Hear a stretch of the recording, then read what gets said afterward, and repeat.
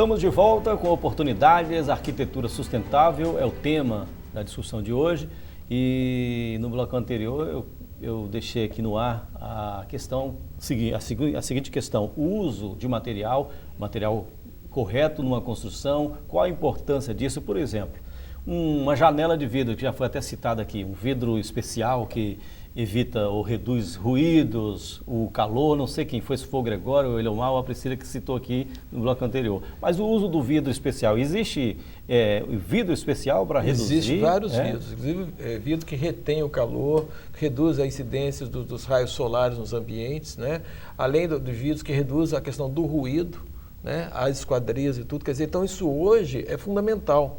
Tá? Porque, por exemplo, muitas das pessoas às vezes fecham as janelas em função do ruído externo, aí são obrigados a ligar o ar-condicionado. Então, hoje existe todo um sistema todo que você pode trabalhar com uma qualidade ambiental interna muito grande. Mas é um vidro especial ou é aquele vidro duplo para evitar ruído? Existe o vidro duplo hoje que você pode utilizar, que são esquadrias com vidro duplo, que reduz o ruído assustadoramente e também a incidência do calor também.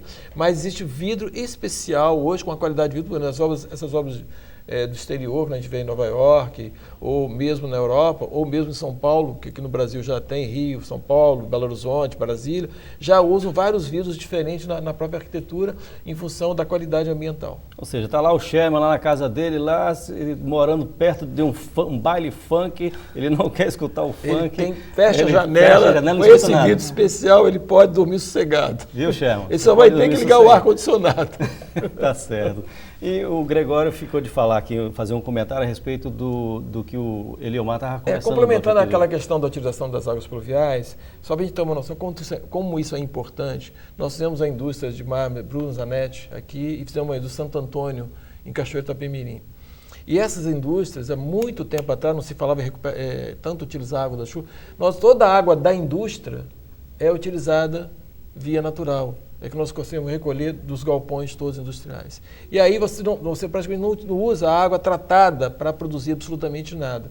E o excedente a gente usa para molhar toda a parte que é verde da área como um todo. Uhum. Entendeu? Então, quer dizer, ou seja, esse trabalho é tão importante que nós tivemos um cliente que é de Los Angeles, na Califórnia, nos convidou para fazer um projeto para ir em Los Angeles, na Califórnia, que era exatamente uma indústria de mármore e granito, para ir lá, em função de quê? Que quando ele viu tudo isso aqui, e Los Angeles é um lugar que tem a questão de água, calor, temperatura, o custo é alto de tudo, então ele nos pediu para a gente fazer essa mesma coisa lá para ele. Então, quer dizer, ou seja, isso há mais de 10 anos atrás, tá? Interessante. Então, quer dizer, essa questão de pensar em sustentabilidade, é só a gente olhar para a história atrás, né, como a reutilização das águas da chuva, que isso é milenar, isso não vem da agora vem em função agora do quê? Da necessidade, porque a água hoje, a água doce do mundo, nós temos hoje reservas, o Brasil é que tem talvez as maiores reservas de água doce do mundo.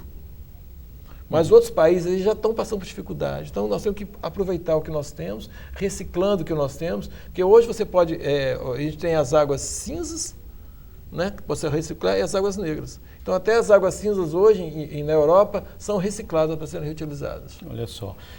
Vamos falar mais de materiais, a Priscila e o Eliomar também podem falar. A questão, por exemplo, de tinta, cor de tinta, o forro da casa, a cobertura da casa, que tipo de material. Eu vi no livro do Eliomar aqui, um trecho no livro do Eliomar, sobre a cor da tinta é muito importante para pintar uma residência, uma casa, por causa da incidência do sol, né? Você às vezes tem uma parede que ela recebe muita incidência solar, principalmente o sol da tarde, e às vezes quando você vai escolher a cor dessa parede para compor a fachada, o ideal é que você coloque uma cor mais clara para refletir essa luz, né? Vale também para a cobertura, o telhado, né? Se tiver um telhado embutido, vale a pena você pintar ele com a cor clara ou conseguir botar uma cor clara para refletir a iluminação, né, do sol e que esse calor não vá para o interior da residência. E você tem tintas à base de água que hoje elas competem diretamente em qualidade e em preço com as tintas que têm componentes poluentes, que você pode usar e tornar a sua construção com mais um elemento de sustentabilidade. Né? Isso que é importante. Priscila, algum material que a gente possa citar? Na verdade, assim, todos os materiais a gente tem que pensar de maneira sustentável, né, na escolha de cada um deles. Na área ambiental, existe um princípio que se chama princípio dos 3 R's. A gente estava comentando aqui antes, né, no bloco anterior. O princípio dos 3 R's são ações, né? 3 R's são ações: reduzir, reutilizar e reciclar. Então, se eu penso em atender primeiro o princípio da redução na escolha dos materiais, o que significa redução? Gastar menos recursos, gastar menos materiais que não são necessários, não precisam estar ali, ou excessos não precisam estar ali. Então, aí, tomar decisões que reduzam, né, o gasto de materiais são decisões sustentáveis. Reutilização. Reutilização vem na sequência antes de reciclagem. O que significa reutilizar materiais? É uma divisória, por exemplo, de um ambiente interno, ao invés de jogar fora e fazer tudo novo numa reforma, eu vou tentar reaproveitar, reutilizar isso de forma a gerar menos resíduo. Então, isso está muito ligado a material, esses 3 R's. E reciclar seria o último, né? A última alternativa. Então, eu já tive que gastar com material, não pude reduzir, né? Tive que colocar esse material dentro do ambiente de forma responsável. Na vida útil daquele ambiente, eu vou tentar reutilizar aquele material ao máximo. Isso. E, por fim, no fim, vamos dizer, da vida útil do ciclo de vida daquele ambiente, eu vou reciclar aquele material. Então, essa seria a sequência correta, né, do pensar no ciclo de vida do ambiente sustentável. Agora, esses materiais também, assim, o material sustentável tem um preço ainda um pouco maior do que o preço do material não sustentável. Mas por quê? Também pela incidência de impostos que tem em cima desse material. Então, o governo teria uma oportunidade muito grande de deixar ele mais competitivo se reduzisse esses impostos em cima. A gente dá incentivo para carro, né? O governo reduz o imposto do carro e o carro é poluente, entope as ruas no congestionamento de trânsito, né? E ainda não investe no transporte público. E não investe no transporte público, onde deveria investir. Então, ou seja, eu acho que eles dão desconto ou dão incentivos para o produto errado, né? Então, a gente está falando que de casas sustentáveis, de construção sustentáveis, que é tudo de bom, a gente não consegue ver alguma coisa ruim nisso e não tem um grande incentivo fiscal, seja do governo federal, estadual ou municipal. Uma vez a gente estava discutindo um assunto parecido aqui, que a gente levantou essa questão das empresas que trabalham com reciclagem ter uma tributação parecida ou até mesmo maior que as outras, né? Quando deveria ser o contrário, né, Priscila? A indústria, quanto menos tributo para quem trabalha com meio ambiente, melhor. É um grande equívoco, na verdade. A gente precisa de parceiros, na verdade. O arquiteto não consegue mudar o mundo sozinho. A gente precisa de todos esses atores, a gente precisa dos clientes pensando com a gente precisa do poder público pensando com a gente, todo mundo agindo em conjunto, as indústrias, todo mundo agindo em conjunto. Né? Para poder, né, fazer efetivamente uma sociedade sustentável, uma comunidade sustentável. Mas eu acredito o seguinte, que é muito mais fácil para nós arquitetos sermos, vamos dizer assim, o maestro dessa orquestra como um todo, né, vamos dizer assim, dos clientes, a indústria da construção civil, mas a questão é nos fazer o governo, os nossos políticos, estar interessado realmente em questões que realmente interessam ao país, interessam à comunidade como um todo.